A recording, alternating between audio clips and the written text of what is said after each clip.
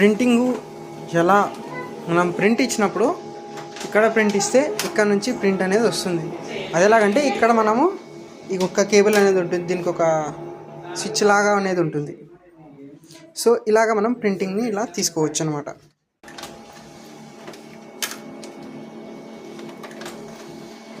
ఆడు ఈవెన్ ఉంటుంది. ఒక్కొక్కసారి మనం చూసి ప్రింట్అవుట్ చేసేటప్పుడు మాత్రం ఇక్కడ ప్రింటింగ్ అనే ఆప్షన్ ఉంటుంది అనమాట.